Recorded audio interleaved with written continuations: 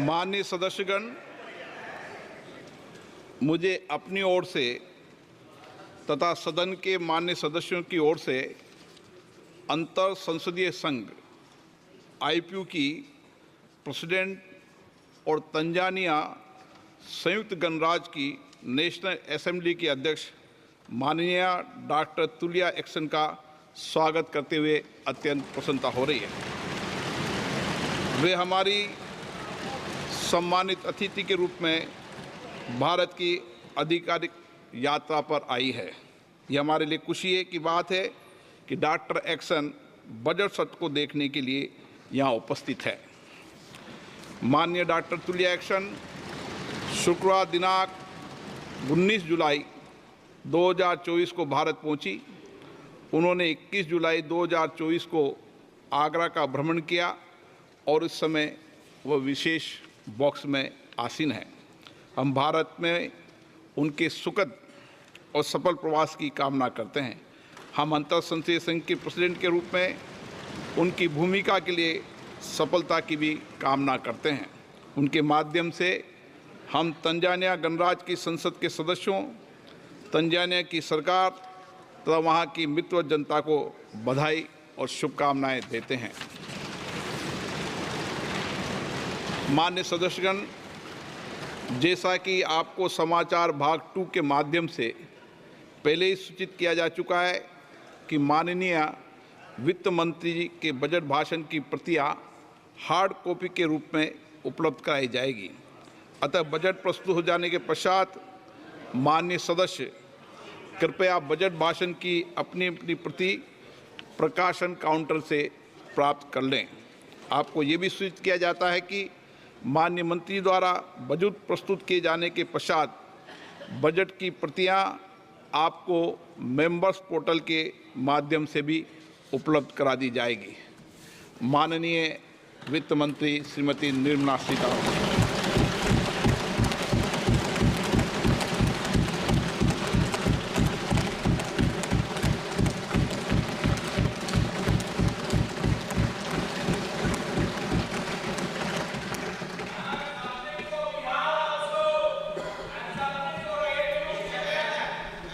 Honorable Speaker, I present the budget for 24-25. Introduction. The people of India have reposed their faith in the government led by Honorable Prime Minister Shri Narendra Modi and re-elected it for a historic third term under his leadership.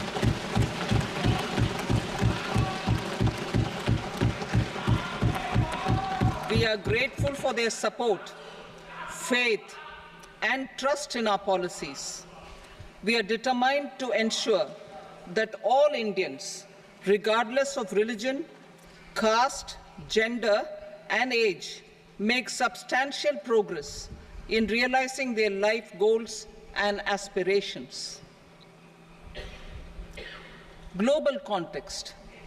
The global economy, while performing better than expected, is still in the grip of policy uncertainties.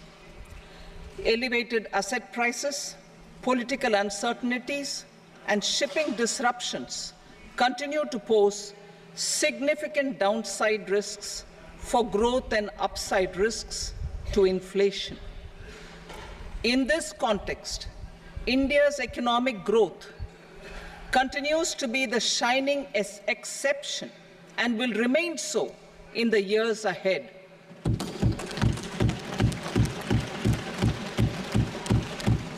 India's inflation continues to be low, stable, and moving towards the 4% target. Core inflation, that is non-food and non-fuel, currently is 3.1%. Steps are being taken to ensure supplies of perishable goods reach markets adequately. Interim budget. As mentioned in the interim budget, we need to focus on 4 major castes, namely the Garib, Mahilaye, Yuva, and Annadata, the poor, women, youth, and the farmer. For Annadata, we announced higher minimum support prices a month ago for all major crops, delivering on the promise of at least a 50% margin over costs. Pradhan Mantri Garib Kalyan Anna Yojana was extended for 5 years, benefiting more than 80 crore people. Administrative actions for approval and implementation of various schemes announced in the interim budget are well underway. The required allocations have been made. Budget theme. Turning attention to the full year and beyond in this budget, we particularly focus on employment, skilling, MSMEs, and the middle class. I am happy to announce the Prime Minister's package of 5 schemes and initiatives to facilitate employment, skilling, and other opportunities for 4.1 crore youth over a 5-year period, with a central outlay of 2 lakh crore rupees. I will speak about them shortly, while more details may be seen in the annexure. This year, I've made a provision of 1.48 lakh rupees, 1.48 lakh crore rupees for education, employment, and skilling. Budget priorities. The people have given a unique opportunity to our government to take the country on the path of strong development and an all-round prosperity. In the interim budget, we promise to present a detailed roadmap for our pursuit of Viksit Bharat. In line with the strategy set out in the interim budget, this budget envisages sustained efforts on the following 9 priorities for generating ample opportunities for all. Number 1, productivity and resilience in agriculture. Number 2, employment and skilling. Number 3, inclusive human resource development and social justice. 4, manufacturing and services. 5, urban development. 6, energy security. 7, infrastructure. 8, innovation, research and development. And 9, next generation reforms. Subsequent budgets will build on these and add more priorities and actions. A more detailed formulation will be carried out as part of the economic policy framework, about which I will speak later in this speech. This budget details some of the specific actions to be initiated in the current year towards fulfillment of these priorities, with potential for transformative changes. The budget also covers some of the previously made announcements, with intent to strengthen them and step up their implementation for expediting our journey towards the goal of Viksit Bharat. Priority 1, productivity and resilience in agriculture. Transforming agricultural research. Our government will undertake a comprehensive review of the agricultural research setup to bring the focus on raising productivity and developing climate-resilient varieties. Funding will be provided in challenge mode, including to the private sector. Domain experts, both from the government and outside, will oversee the conduct of such research. Release of new varieties. New 109 high-yielding and climate-resilient varieties of 32 field and horticultural crops will be released for cultivation by farmers. Natural farming. In the next 2 years, 1 crore farmers across the country will be initiated into natural farming, supported by certification and branding. Implementation will be through scientific institutions and willing gram panchayats. 10,000 need-based bio-input resource centers will be established. Missions for pulses and oilseeds. For achieving self-sufficiency in pulses and oilseeds, we will strengthen their production, storage, and marketing. As announced in the interim budget, a strategy is being put in place to achieve Atmanirbharta for oilseeds such as mustard, groundnut, sesame, soybean, and sunflower. Vegetable production and supply chains. Large-scale clusters for vegetable production will be developed closer to major consumption centers. We will promote farmer-producer organizations, cooperatives, and startups for vegetable supply chains, including for collection and storage and marketing. Digital public infrastructure for agriculture. Buoyed by the success of the pilot project, our government, in partnership with the states, will facilitate the implementation of the digital public infrastructure in agriculture for coverage of farmers and their lands in 3 years. During this year, digital crop survey for Kharif using the DPI will be taken up in 400 districts. The details of 6 crore farmers and their lands will be brought into the farmer and land registries. Further, the issuance of Jan Samarth-based Kisan credit cards will be enabled in 5 states. Shrimp production and export. Financial support for setting up a network of nucleus breeding centers for shrimp brood stocks will be provided. Financing for shrimp farming, processing, and export will be facilitated through NABARD. National cooperation policy.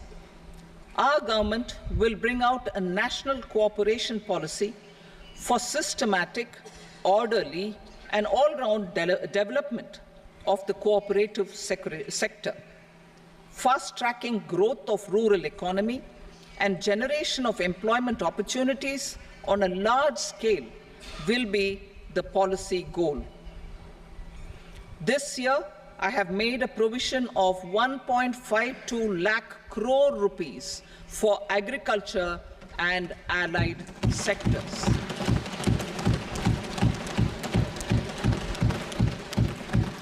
Priority 2, employment and skilling. Employment-linked incentive.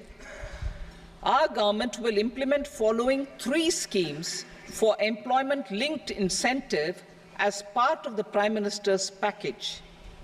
These will be based on enrollment in the EPFO and focus on recognition of first-time employees and support to employees and employers.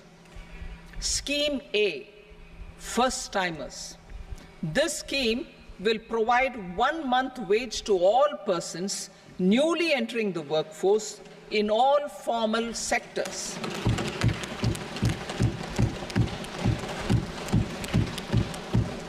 Direct benefit transfer of 1 month's salary in 3 installments to first-time employees as registered in the EPFO will be up to 15,000 rupees. The eligibility limit will be a salary of 1 lakh per month. The scheme is expected to benefit 210 lakh youths.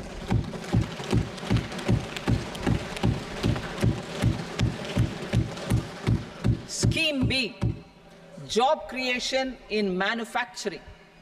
This scheme will incentivize additional employment in the manufacturing sector linked to the employment of first-time employees. An incentive will be provided at specified scale directly both to the employee and the employer with respect to their EPFO contribution in the first 4 years of employment. The scheme is expected to benefit 30 lakh youth entering employment and their employers.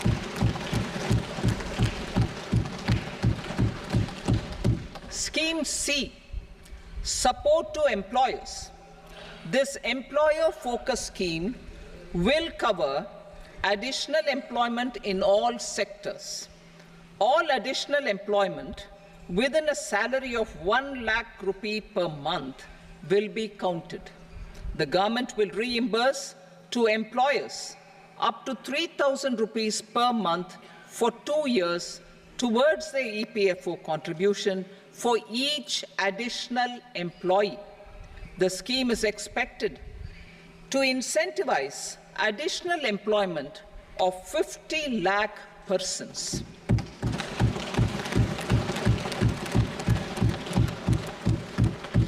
Participation of women in the workforce. We will facilitate higher participation of women in the workforce through setting up of working women hostels in collaboration with industry and establishing creches.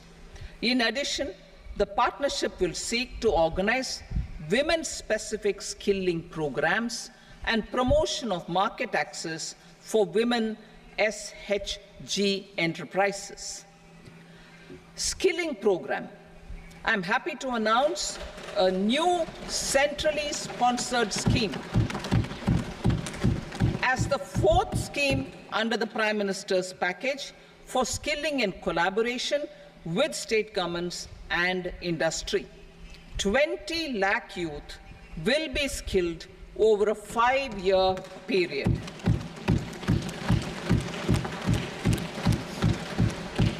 "1,000 industrial training institutes will be upgraded in hub and spoke arrangements with outcome orientation.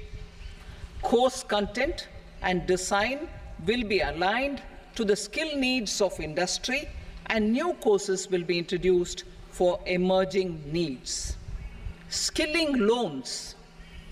The model skill loan scheme will be revised to facilitate loans up to 7.5 lakh rupees with a guarantee from a government-promoted fund.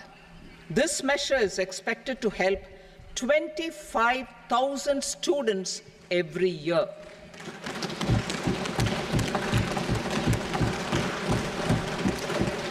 Education loans.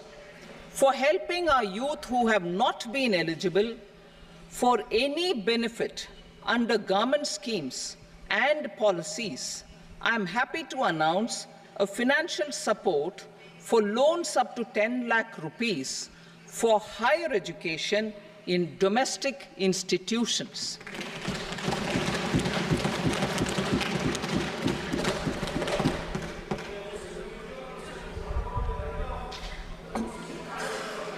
E-vouchers for this purpose. E-vouchers for this purpose will be given directly to 1 lakh students every year for annual interest subvention of 3% of the loan amount. Priority 3, inclusive human resource development and social justice. Saturation approach. Our government is committed to all-round, all-pervasive and all-inclusive development of people, particularly farmers, youth, women, and the poor. For achieving social justice comprehensively, the saturation approach of covering all eligible people through various programs, including those for education and health, will be adopted to empower them by improving their capabilities. Implementation of schemes meant for supporting economic activities by craftsmen, artisans, self-help groups, scheduled caste, scheduled tribe, and women entrepreneurs and street vendors such as the PM Vishwakarma, PM Swanidhi, National Livelihood Missions, and Stand Up India will be stepped up. Purvodaya. The states in the eastern part of the country are rich in endowments and have strong cultural traditions. We will formulate a plan, Purvodaya, for the all-round development of the eastern region of the country, covering Bihar, Jharkhand, West Bengal, Odisha, and Andhra Pradesh. This will cover human resource development, infrastructure, and generation of economic opportunities to make the region an engine to attain Vikasit Bharat. On the Amritsar-Kolkata Industrial Corridor, we will support development of an industrial node at Gaya. This corridor will catalyze industrial development of the eastern region. The industrial node at Gaya will also be a good model for developing our ancient centers of cultural importance into future centers of modern economy. This model shall showcase Vikas B, Virasat B in a growth trajectory. We will also support development of road connectivity projects, namely 1. Patna-Purnia Expressway, 2. Buxar-Bhagalpur Expressway, 3. Bodh Gaya, Rajgir, Vaishali and Darbhanga spurs, and 4. Additional 2-lane bridge over River Ganga at Buxar at a total cost of 26,000 crore rupees.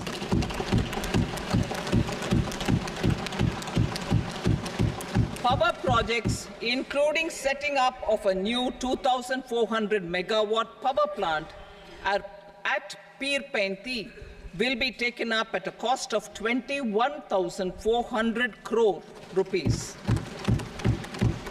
New airports, medical colleges, and sports infrastructure in Bihar will be constructed.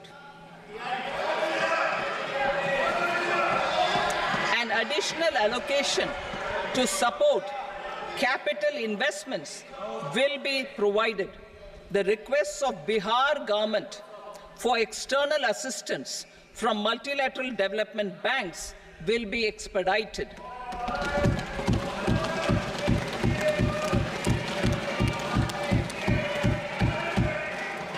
Andhra Pradesh Reorganization Act. Our government has made concerted efforts to fulfill the commitments in Andhra Pradesh Reorganization Act.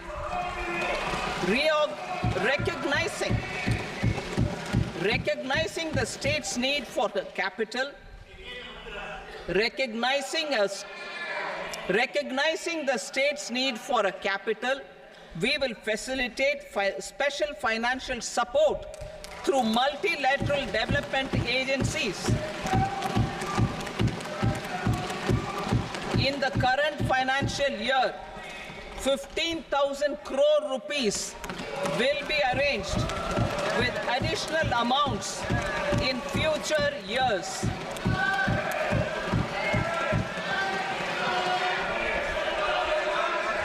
Our government is fully committed to financing and early completion of the Polavaram irrigation project, which is the lifeline for Andhra Pradesh and its farmers. This will facilitate our country's food security as well.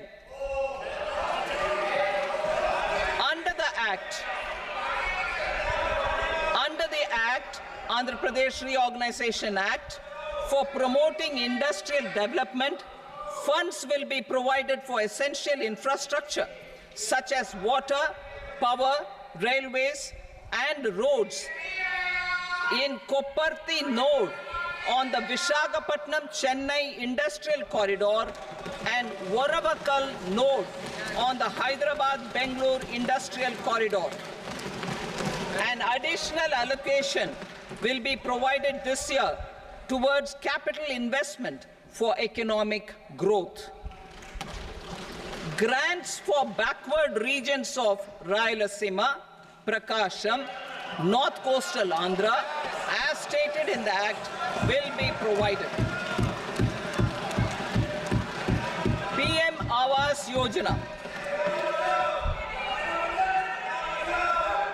3 crore additional houses under the PM Awas Yojana in rural and urban areas in the country have been announced, for which the necessary allocations are being made. Women-led development. For promoting women-led development, the budget carries an allocation of more than 3 lakh crore for schemes benefiting women and girls. This signals our government's commitment for enhancing women's role in economic development. Pradhan Mantri Janjatiya Unnat Gram Abhiyan. For improving the socio-economic condition of tribal communities, we will launch the Pradhan Mantri Janjatiya Unnat Gram Abhiyan by adopting saturation coverage for tribal families in tribal majority villages and aspirational districts.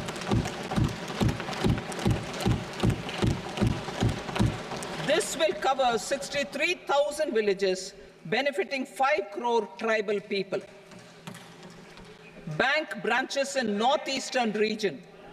More than 100 branches of India Post Payment Bank will be set up in the northeast region to expand the banking services. This year, I have made a provision of 2.66 lakh crore rupees for rural development, including rural infrastructure. Priority 4, manufacturing and services, support for promotion of MSMEs. This budget provides special attention to MSMEs and manufacturing, particularly labor-intensive manufacturing. We have formulated a package covering financing, regulatory changes, and technology support for MSMEs to help them grow and also compete globally, as mentioned in the interim budget. I am happy to announce the following specific measures. Credit guarantee scheme for MSMEs in the manufacturing sector. For facilitating term loans to MSMEs for purchase of machinery and equipment without collateral or third-party guarantee, a credit guarantee scheme will be introduced. The scheme will operate on pooling of credit risks of such MSMEs. A separately constituted self-financing guarantee fund will provide to each applicant guarantee cover up to 100 crore rupees, while the loan amount may be larger. The borrower will have to provide an upfront guarantee fee and an annual guarantee fee on the reducing loan balance. New assessment model for MSME credit. Public sector banks will build their own in-house capability to assess MSMEs for credit instead of relying on external assessment. They will also take a lead in developing or getting developed a new credit assessment model based on the scoring of digital footprints of the MSMEs in the economy. This is expected to be a significant improvement over the traditional assessment of credit eligibility based only on asset or turnover criteria. That will also cover MSMEs without a formal accounting system. Credit support to MSMEs during stress period. I'm happy to announce a new mechanism for facilitating continuation of bank credit to MSMEs during their stress period while being in special mention account, SMA stage, for reasons beyond their control. MSMEs need credit to continue their business and to avoid getting into the NPA stage. Credit availability will be supported through a guarantee from a government-promoted fund. Mudra loans. The limit of Mudra loans will be enhanced to 20 lakh from the current 10 lakh for those entrepreneurs who have availed and successfully repaid previous loans under the Tarun category. Enhanced scope for mandatory onboarding in trades. For facilitating MSMEs to unlock their working capital by converting their trade receivables into cash, I propose to reduce the turnover threshold of buyers for mandatory onboarding on the trades platform from rupees 500 crore to 250 crore rupees. This measure will bring 22 more CPSCs and 7,000 more companies onto the platform. Medium enterprises will also be included in the scope of the suppliers. SIDBI branches in MSME clusters. SIDBI will open new branches to expand its reach to serve all major MSME clusters within 3 years and provide direct credit to them. With the opening of 24 such branches this year, the service coverage will expand to 168 out of 242 major clusters. MSME units for food irradiation, quality and safety testing. Financial support for setting up of 50 multi-product food irradiation units in the MSME sector will be provided. Setting up of 100 food quality and safety testing labs with NABL accreditation will be facilitated. E-commerce export hubs.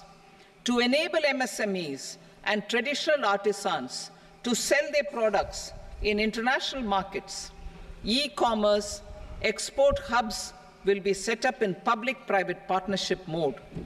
These hubs, under a seamless regulatory and logistic framework, will facilitate trade and export-related services under one roof. Measures for promotion of manufacturing and services. Internship in top companies.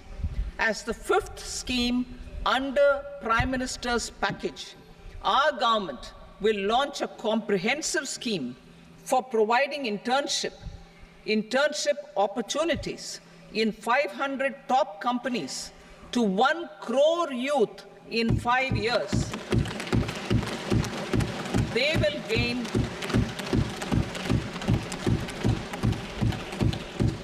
will gain exposure for 12 months to real-life business environment, varied professions, and employment opportunities. An internship allowance of 5,000 per month, 5,000 rupees per month, along with a one-time assistance of 6,000 rupees will be provided. Companies will be expected to bear the training cost and 10% of their internship cost from their CSR funds. Industrial parks. Our government will facilitate development of investment-ready, plug-and-play industrial parks with complete infrastructure in or near 100 cities in partnership with the states and private sector by better using town planning schemes. 12 industrial parks under the National Industrial Corridor Development Program also will be sanctioned.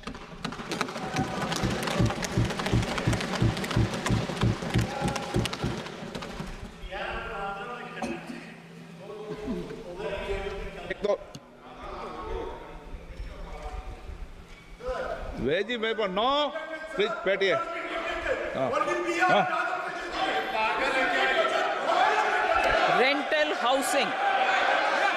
Rental housing with dormitory type accommodation for industrial workers will be, just 1 minute. Rental housing, I repeat, rental housing with dormitory type accommodation for industrial workers will be facilitated in PPP mode with VGF support and commitment from anchor industries. Shipping industry, ownership, leasing, and flagging reforms will be implemented to improve the share of Indian shipping industry and generate more employment. Critical mineral mission. We will set up a critical mineral mission for domestic production, recycling of critical minerals, and overseas acquisition of critical mineral assets. Its mandate will include technology development, skilled workforce, extended producer responsibility framework, and a suitable financing mechanism. Offshore mining of minerals. Our government will launch the auction of the first tranche of offshore blocks for mining, building on the exploration already carried out. Digital public infrastructure applications. Turning to the services sector, I propose development of DPI applications at population scale for productivity gains, business opportunities, and innovation by the private sector. These are planned in the areas of credit, e-commerce, education, health, law and justice, logistics, MSME service delivery, and urban governance. Integrated technology platform for IBC ecosystem. An integrated technology platform will be set up for improving the outcomes under the Insolvency Bankruptcy Code for achieving consistency, transparency, timely processing, and better oversight for all stakeholders. Voluntary closure of LLPs. The services of the Center for Processing Accelerated Corporate Exit, CPACE, will be extended for voluntary closure of LLPs to reduce the closure times. National Company Law Tribunals. The IBC has resolved more than 1,000 companies, resulting in direct recovery of 3.3 lakh crore to creditors. 3.3 lakh crore rupees to creditors. In addition, 28,000 cases involving over 10 lakh crore rupees have been disposed of even prior to admission. Appropriate changes to the IBC, reforms and strengthening of the tribunal and appellate tribunals will be initiated to speed up insolvency resolution. Additional tribunals will be established. Out of those, some will be notified to decide cases exclusively under the Companies Act. Debt recovery. Steps for reforming and strengthening debt recovery tribunals will be taken. Additional tribunals will be established to speed up recovery. Priority 5, urban development. Cities as growth hubs. Working with states, our government will facilitate development of cities as growth hubs. This will be achieved through economic and transit planning and orderly development of peri-urban areas utilizing town planning schemes. Creative redevelopment of cities.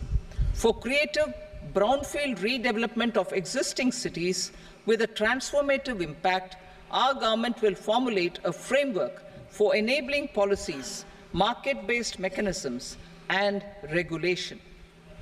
Transit-oriented development.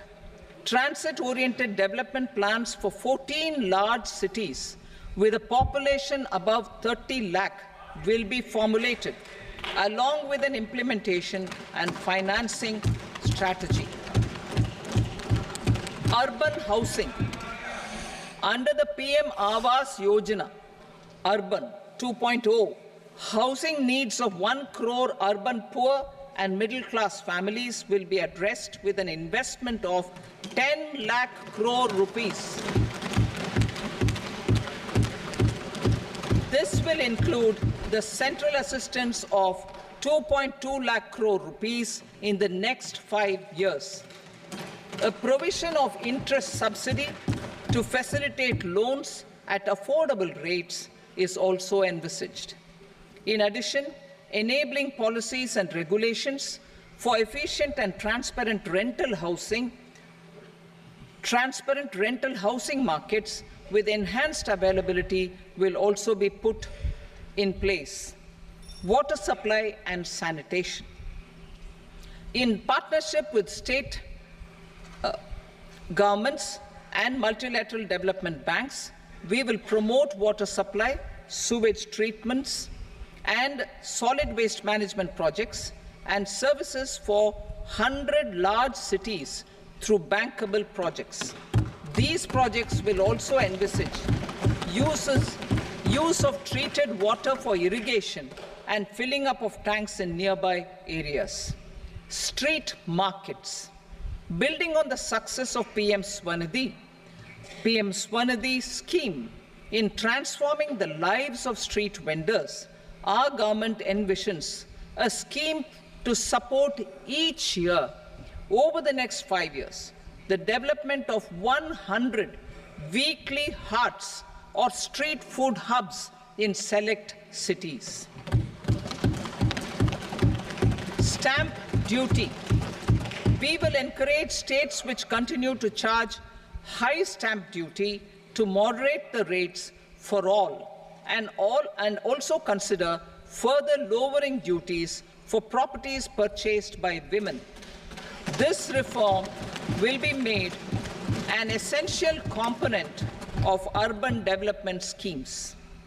Priority 6, energy security, energy transition. In the interim budget, I had announced our strategy to sustain high and more resource-efficient economic growth, along with the energy security in terms of availability, accessibility, and affordability. We will bring out a policy document on appropriate energy transition pathways that balances the imperatives of employment, growth, and environmental sustainability. PM Surya Ghar Muft Bijli Yojana. PM Surya Ghar Muft Bijli Yojana. In line with the announcement in the interim budget,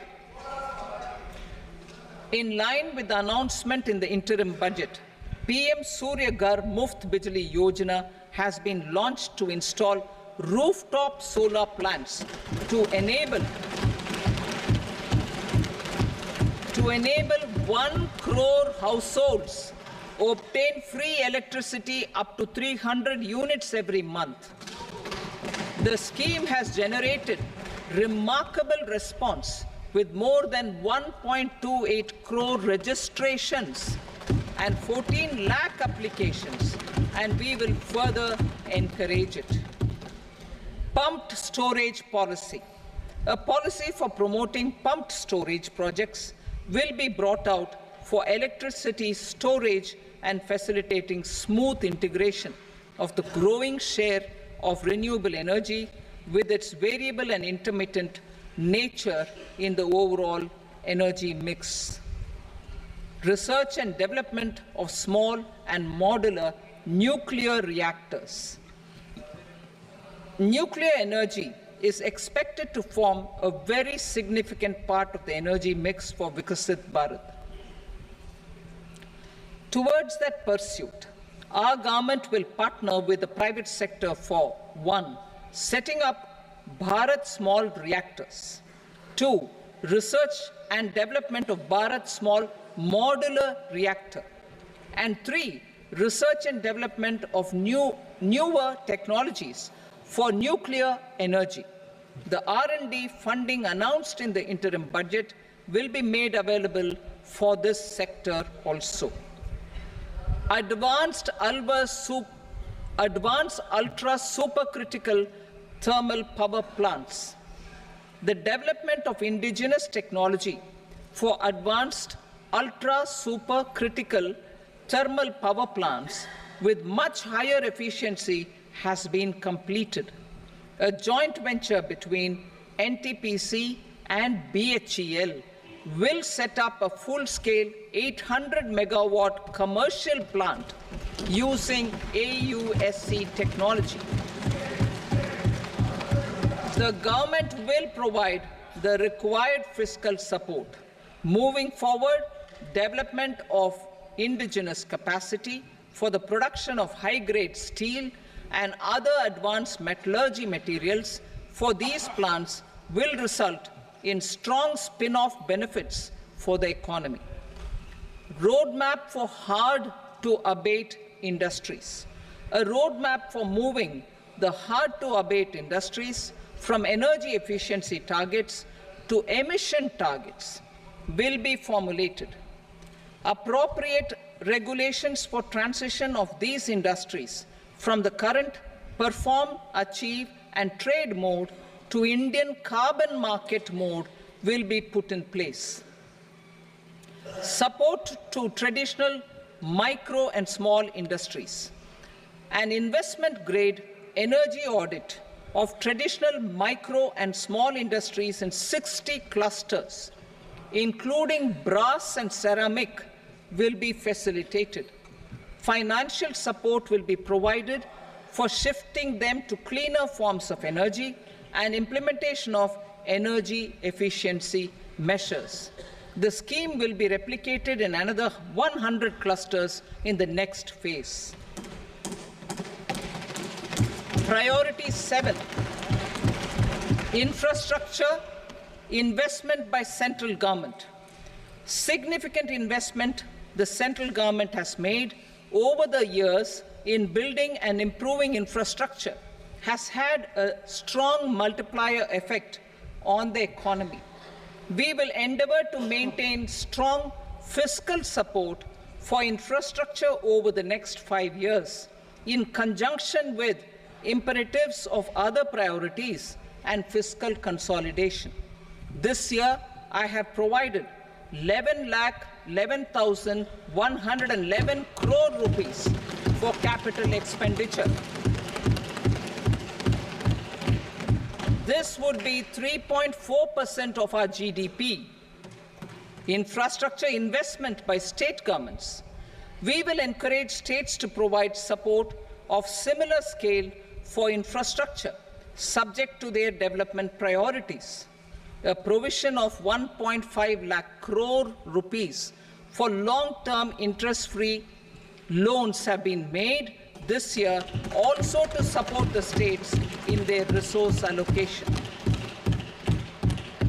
Private investment in infrastructure. Investment in infrastructure by private sector will be promoted through viability gap funding and enabling policies and regulations. A market-based financing framework will be brought out.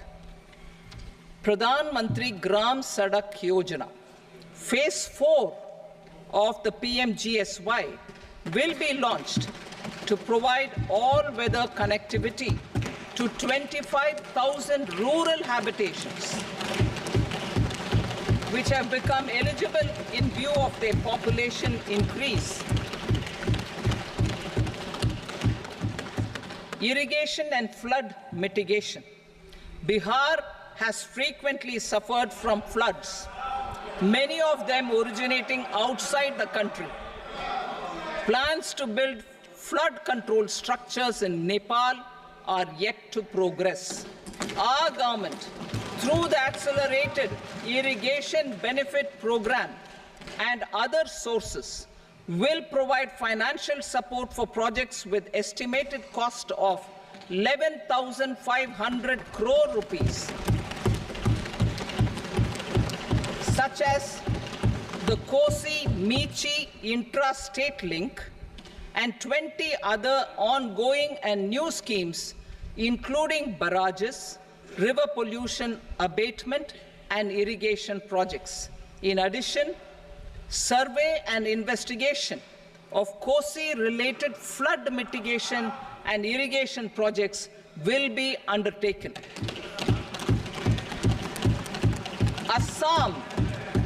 Assam grapples with floods every year by the Brahmaputra River and its tributaries originating outside India. We will provide assistance to Assam for flood management and related projects.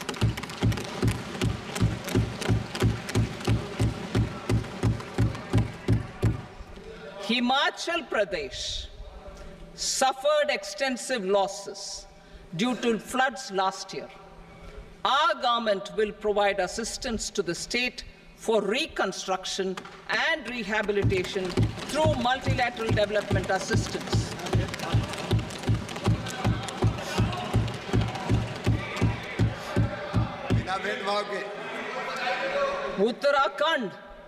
Uttarakhand too suffered losses due to cloudbursts and massive landslides. We will provide assistance to the state. Recently, Sikkim witnessed devastating flash floods and landslides that wreaked havoc across the state. Our government will provide assistance to the state. Tourism. Tourism has always been a part of our civilization. Our efforts in positioning India as a global tourist destination will also create jobs, stimulate investments, and unlock economic opportunities for other sectors. In addition to the measures outlined in the interim budget, I propose the following measures. Vishnupad Temple at Gaya and Mahabodhi Temple at Bodh Gaya in Bihar are of immense spiritual significance. Comprehensive development of Vishnupad Temple corridor and Mahabodhi Temple corridor will be supported, modeled on the successful Kashi Vishwanath Temple corridor to transform them into world-class pilgrim and tourist destinations. Rajgir holds immense religious significance for Hindus, Buddhists, and Jains. The 20th Theekkathir Muniswarata temple in the Jain temple complex is ancient. The Saptarishi, or the 7 hot springs, form a warm water Brahmkund that is sacred. A comprehensive development initiative for Rajgir will be undertaken.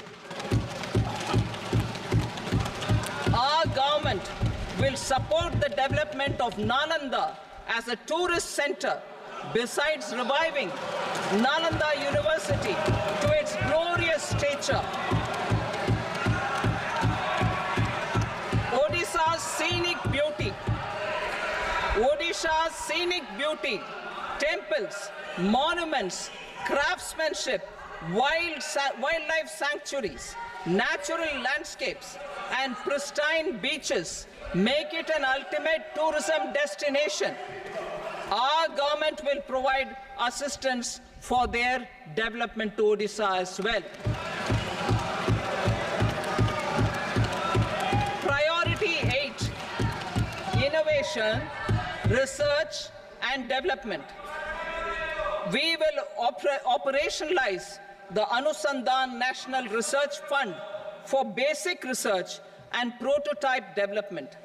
Further, we will set up a mechanism for spurring private sector-driven research and innovation at commercial scale, with a financing pool of 1 lakh crore rupees in line with the announcement in the interim budget. Space economy.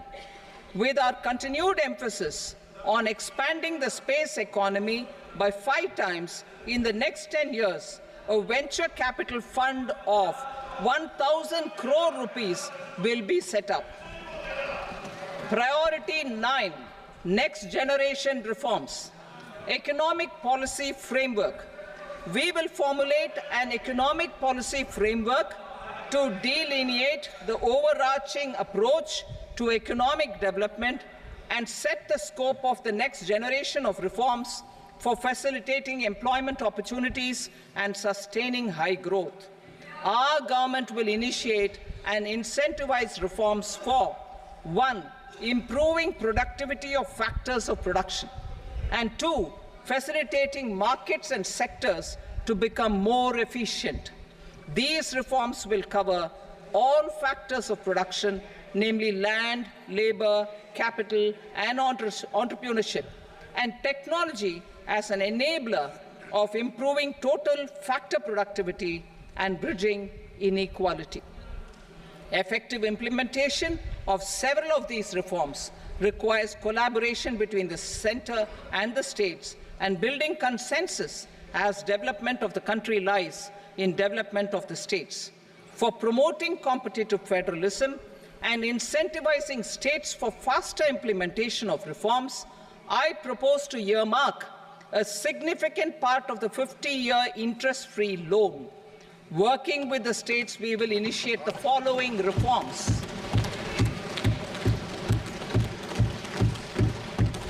Land-related reforms and actions, both in the rural and urban areas, will cover land administration, will cover 1. Land administration, planning and management, and 2.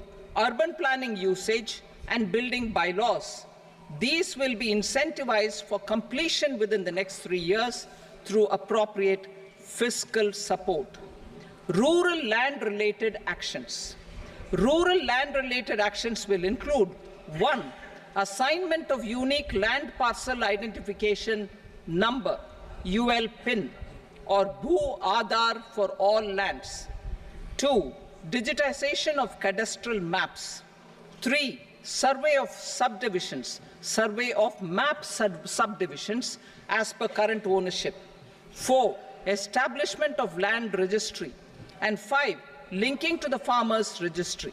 These actions will also facilitate credit flow and other agricultural services. Urban land-related actions. Land records in urban areas will be digitized with GIS mapping. An IT-based system for property record administration, updating, and tax administration will be established. These will also facilitate improving the financial position of urban local bodies. Labor-related reforms.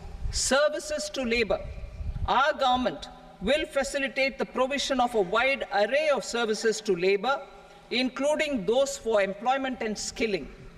A comprehensive integration of e-Shram portal with other portals will facilitate such one-stop solution.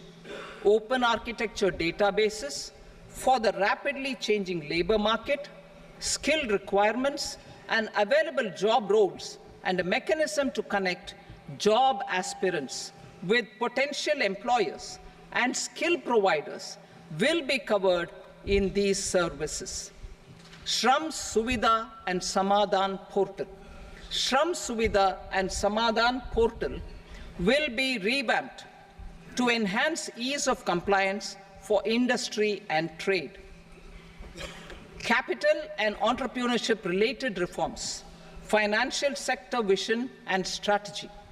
For meeting financing needs of the economy, our government will bring out a financial sector vision and strategy document to prepare the sector in terms of size, capacity, and skills.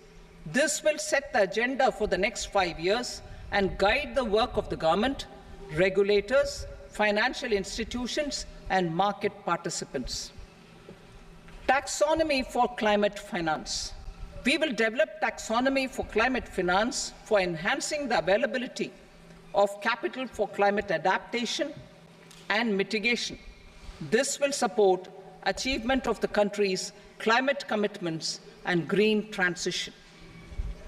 Variable capital company structure. We will seek the required legislative approval for providing an efficient and flexible mode for financing leasing of aircrafts and ships and pooled funds of private equity through a variable company structure. Foreign direct investments and overseas investment. The rules and regulations for foreign direct investment and overseas investments will be simplified to 1. Facilitate foreign direct investments, 2. Nudge prioritization, and 3. Promote opportunities for using Indian rupee as a currency for overseas investment. NPS Vatsalya. NPS Vatsalya, a plan for contribution by parents and guardians for minors, will be started. On attaining the age of majority, the plan can be converted seamlessly into a normal NPS account. Use of technology. We have successfully used technology for improving productivity and bridging inequality in our economy during the past 10 years. Public investment in digital infrastructure and innovations by the private sector have helped in improving access of all citizens, particularly the common people, to market resources, education, health and services. We will step up adoption of technology towards digitalization of the economy. Ease of doing business. For enhancing ease of doing business, we are already working on the Jan Vishwas Bill 2.0. Further, states will be incentivized for implementation of the business reforms, action plans, and digitalization. Data and statistics. For improving data governance, collection, processing and management of data and statistics, different sectoral databases, including those established under the Digital India Mission, will be utilized with active use of technology tools. New pension scheme. The committee to review the NPS has made considerable progress in its work. I am happy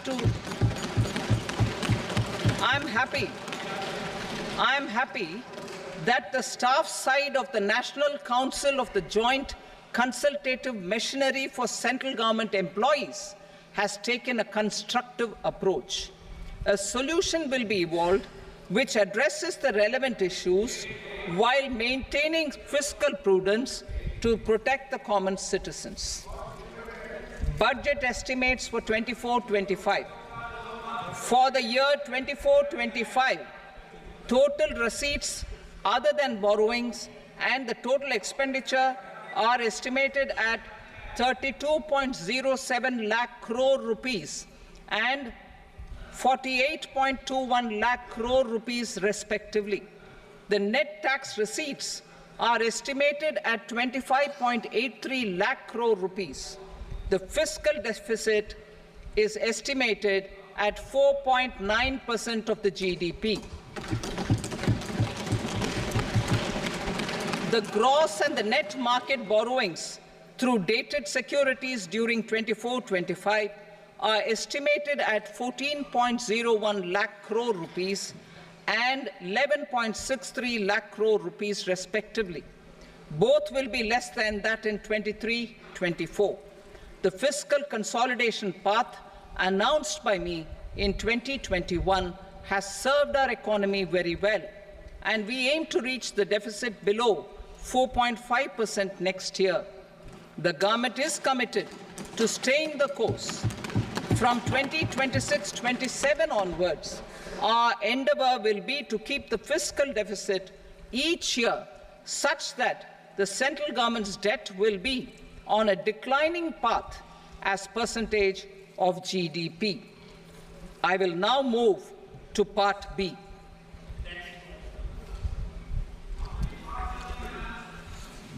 Indirect taxes. Sir, I start with GST. It has decreased tax incidence on the common man, reduced compliance burden and logistics cost for trade and industry, and enhanced revenues of the central and the state governments. It is a success of vast proportions.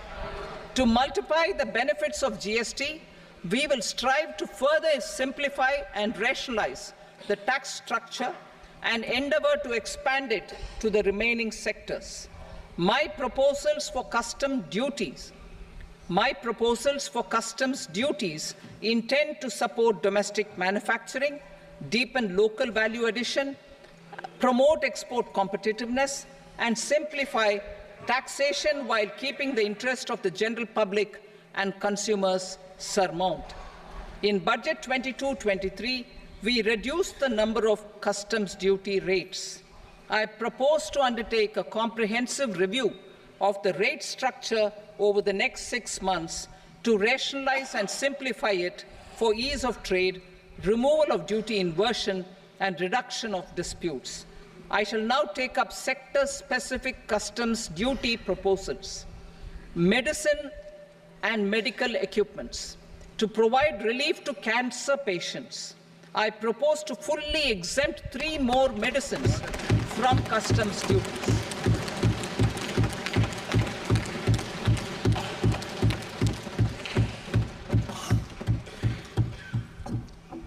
I also propose changes in the BCD on X-ray tubes and flat panel detectors for use in medical X-ray machines under the phased manufacturing program so as to synchronize them with the domestic capacity addition.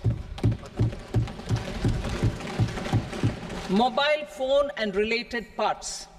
With a 3-fold increase in domestic production and almost a 100-fold jump in exports of mobile phones over the last 6 years, the Indian mobile industry has matured. In the interest of consumers, I now propose to reduce the BCD on mobile phone, mobile PCBA, and mobile charger to 15%. Critical minerals. Minerals such as lithium, copper, cobalt, and rare earth elements are critical for sectors like nuclear energy, renewable energy, space, defense, telecommunications, and high-tech electronics. I propose to fully exempt customs duties on 25 critical minerals and reduce BCD on 2 of them. This will provide a major fillip to the processing and refining of such minerals and help secure their availability for these strategic and important sectors. Solar energy. Energy transition is critical in the fight against climate change. To support energy transition, I propose to expand the list of exempted capital goods for use in the manufacture of solar cells and panels in the country. Further, in view of sufficient domestic manufacturing capacity of solar gas, glass, and tinned copper interconnect, I propose not to extend the exemption of custom duties provided to them. Marine products. India's seafood exports in the last financial year touched an all-time high of more than 60,000 crores of rupees. Frozen shrimp accounted for about 2/3 of these exports. To enhance their competitiveness, I propose to reduce BCD on certain broodstock, polychaete worms, shrimp, and fish feed to 5%. I also propose to exempt customs duty on various inputs for manufacture of shrimp and fish feed. Leather and textile. Similarly, to enhance the competitiveness of exports in the leather and textile sectors, I propose to reduce BCD on real down-filling material from duck or goose. I am also making additions to the list of exempted goods for manufacture of leather and textile garments, footwear, and other leather articles for export. To rectify inversion in duty, I propose to reduce BCD subject to conditions on methylene diphenyl diisocyanate, MDI, for manufacture of spandex yarn from 7.5 to 5%. Furthermore, the export duty structure on raw hides, skin, and leather is proposed to be simplified and rationalized. Precious metals. To enhance domestic value addition in gold and precious metal jewelry in the country, I propose to reduce customs duties on gold and silver to 6% and that of platinum to 6.4%. Other metals. Steel and copper are important raw materials. To reduce their cost of production, I propose to remove the BCD on ferronickel and blister copper. I am also continuing with nil BCD on ferrous scrap and nickel cathode and concessional BCD of 2.5% on copper scrap. Electronics. To increase value addition in the domestic electronics industry, I propose to remove the BCD subject to conditions on oxygen-free copper for manufacture of resistors.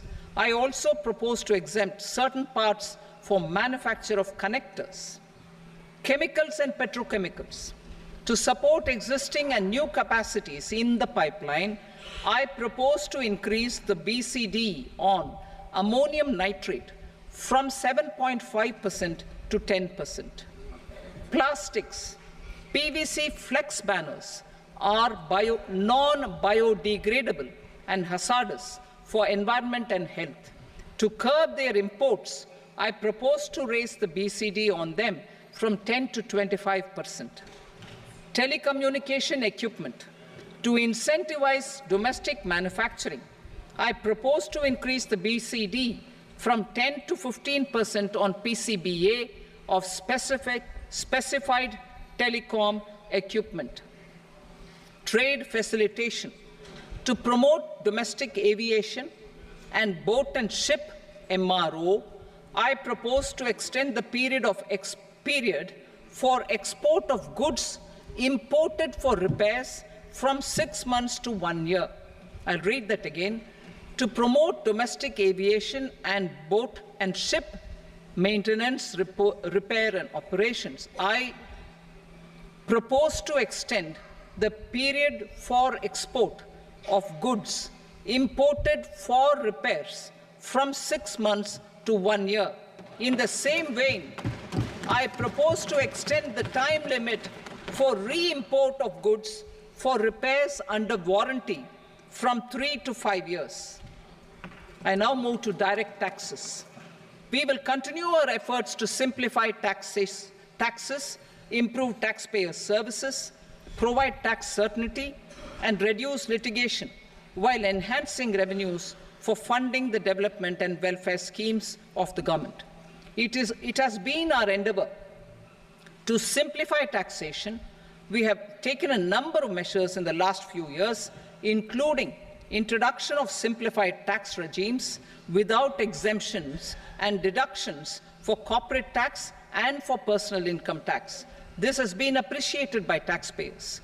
58% of corporate tax came from the simplified tax regime in the financial year 22-23. Similarly, as per data available till now, for the last fiscal, more than 2/3 have availed the new personal income tax regime. Comprehensive review of the Income Tax Act. I am now announcing a comprehensive review of the Income Tax Act 1961. The purpose is to make the Act concise, lucid, easy to read and understand. This will reduce disputes and litigation, thereby providing tax certainty to the taxpayers. I will also bring down the demand embroiled in litigation. It is proposed to be completed in 6 months. A beginning is being made in the Finance Bill by simplifying the tax regime for charities, tedious rate structures, provisions of reassessment and such provisions, and capital gains taxation. Simplification for charities and tedious. Two tax exemption regimes. The two tax exemption regimes for charities are proposed to be merged into one. The 5% tedious rate on many payments is being merged into the 2% tedious rate, and the 20% tedious rate on repurchase of units by mutual funds or UTI is being withdrawn. Tedious rate on e-commerce operators is proposed to be reduced from 1 to 0.1%. Moreover, credit of TCS is proposed to be given in the TDS to be deducted on salary. Further, I propose to decriminalize delay for payment of TDS up to the due date of filing statement for the same. I also plan to provide a standard operating procedure for TDS defaults and simplify and rationalize the compounding guidelines for such defaults. Simplification of reassessment. I propose to thoroughly simplify the provisions for reopening and reassessment. An assessment hereinafter can be reopened beyond 3 years from the end of the assessment year only if the escaped income is 50 lakh rupees or more, up to a maximum period of 5 years from the end of the assessment year. Even in such cases, a time limit of 6 years before the year of the search, as against the existing time limit of 10 years, is being proposed. This will reduce tax uncertainty and disputes. Simplification and rationalization of capital gains. Capital gains taxation is also proposed to be hugely simplified. Short-term gains on certain financial assets shall henceforth attract a tax rate of 20%, while that on all other financial assets and all non-financial assets shall continue to attract the applicable tax rate. Long-term gains on all financial and non-financial assets, on the other hand, will attract a tax rate of 12.5%. For the benefit of the lower and the middle income classes, I propose to increase the limit of exemption of capital gains on certain financial assets to 1.25 lakh rupees per year.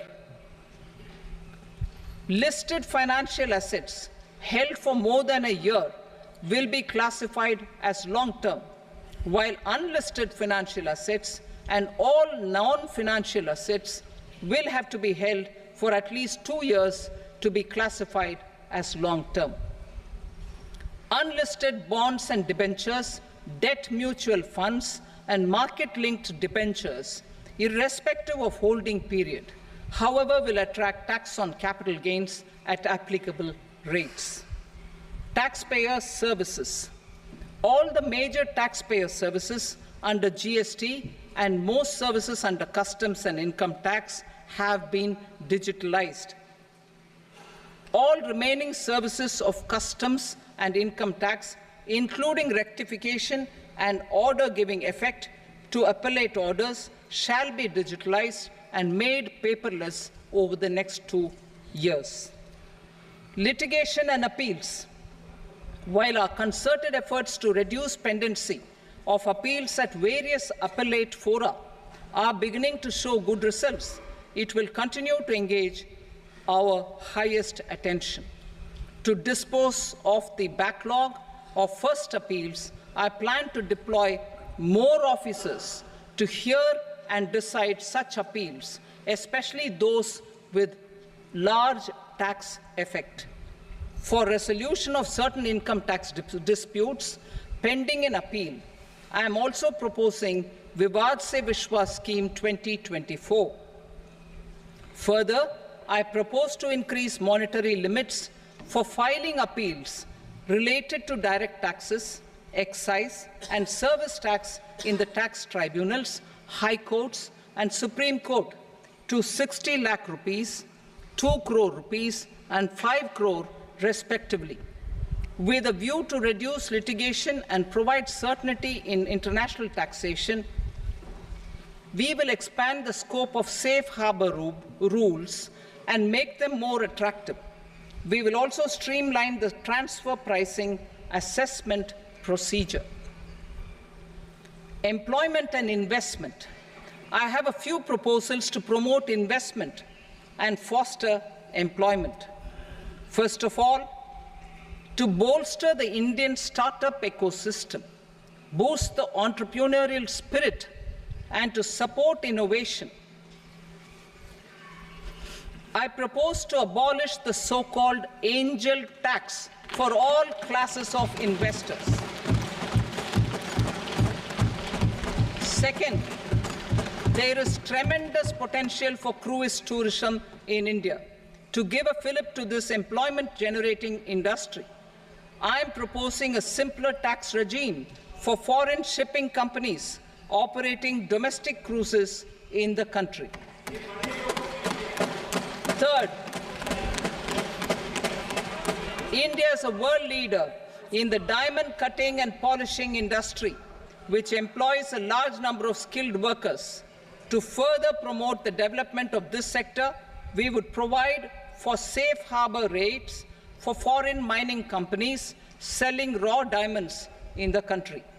Fourth, to attract foreign capital for our development needs, I propose to reduce the corporate tax rate on foreign companies from 40 to 35%. Deepening the tax base. I have a couple of proposals for deepening the tax base.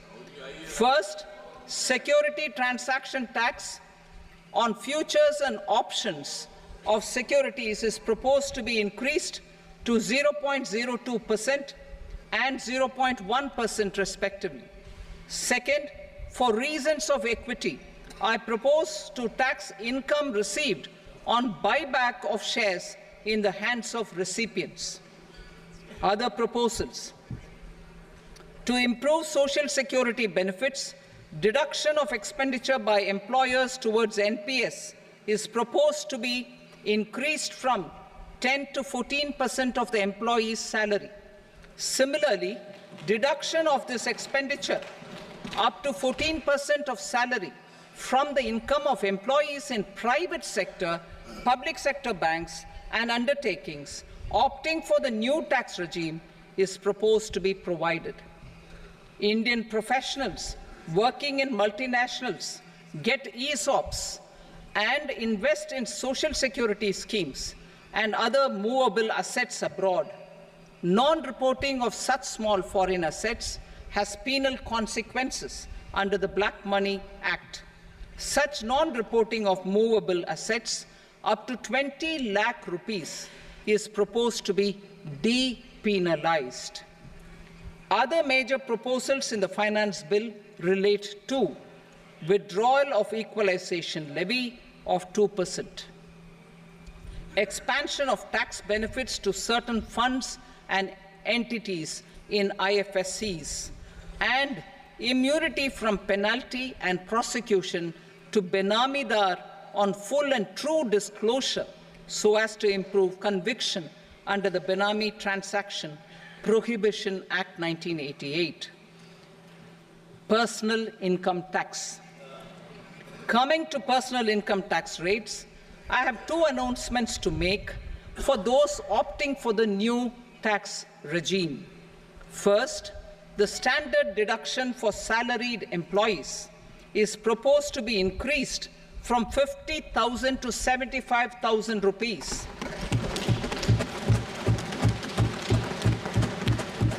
Similarly, deduction on family pension for pensioners is proposed to be enhanced from 15,000 to 25,000 rupees. This will provide relief to about 4 crore salaried individuals and pensioners.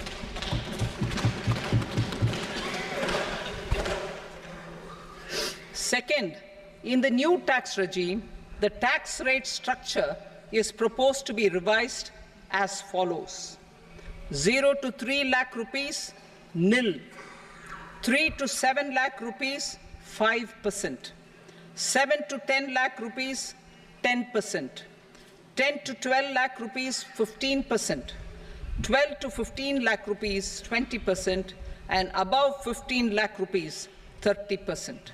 As a result of these changes, a salaried employee in the new tax regime stands to save up to 17,500 rupees in income tax.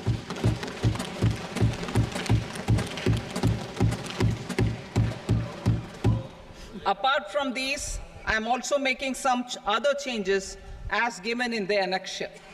As a result of these proposals, revenue of about 37,000 crore That is 29,000 crore in direct taxes and 8,000 crore in indirect taxes will be foregone, while revenue of about 30,000 crore rupees will be additionally mobilized.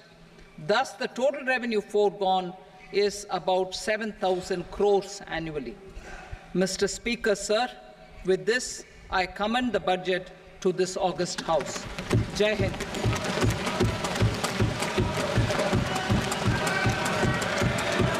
Item number 2. Item number 2.